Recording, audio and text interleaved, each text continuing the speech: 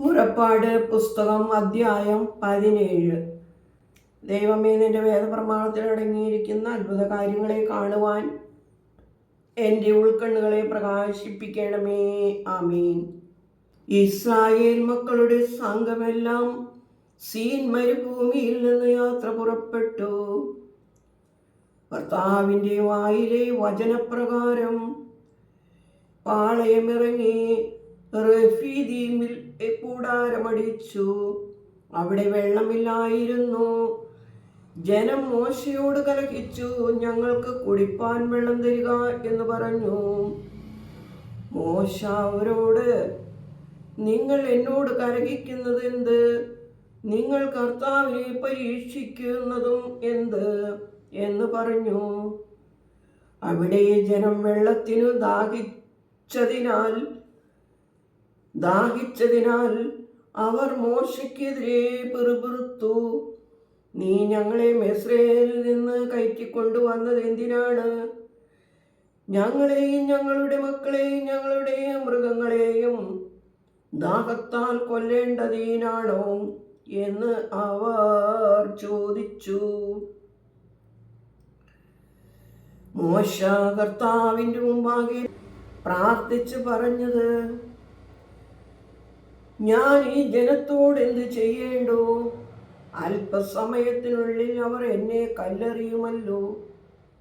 കർത്താവ് മോശയോട് അരുളി ചെയ്തത്, ഇസ്രായേലിൻ്റെ മൂപ്പന്മാരിൽ ചിലരെ കൂട്ടിക്കൊണ്ട് നീ ജനത്തിൻ്റെ മുമ്പേ നടന്നു പോവുക. നീ നദിയെ അടിച്ച നിന്റെ വടിയും കയ്യിൽ എടുത്തുകൊണ്ടു പോകുക.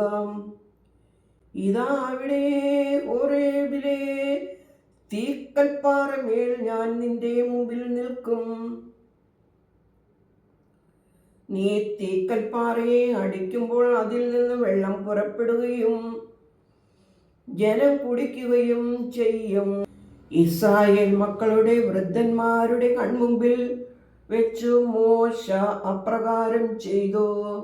ഇസ്രായേൽ മക്കൾ കലഹിച്ചത് നിമിത്തവും കർത്താവ് ഞങ്ങളുടെ ഇടയിൽ ഉണ്ടോ ഇല്ലയോ എന്ന് പറഞ്ഞ് കർത്താവിനെ പരീക്ഷിച്ചതുകൊണ്ടും ആ സ്ഥലത്തിന് മാസോ എന്നും മെറീബ എന്നും പേര് വിളിക്കപ്പെട്ടു. റഫീദീമിൽ വച്ച് ഇസ്രായേലുമായി യുദ്ധം ചെയ്യുവാൻ അമാലേക്ക് വന്നു.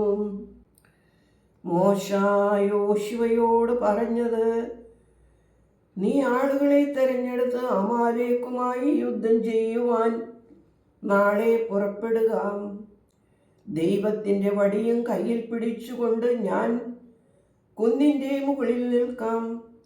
മോശ പറഞ്ഞതുപോലെ യോശുവ ചെയ്തു.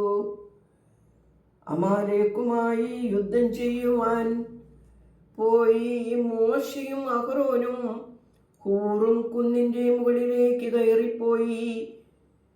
മോശയുടെ കൈ ഉയർന്നിരിക്കുമ്പോൾ ഇസ്രായേൽ വിജയിക്കും, അവൻ്റെ കൈ താണിരിക്കുമ്പോൾ അമാലേക്ക് ജയിക്കും.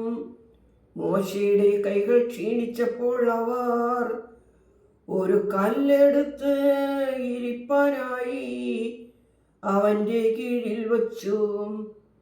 അഹ്റോനും ഹൂറും ഓരോ വശത്ത് അവൻ്റെ കൈകൾ താങ്ങി.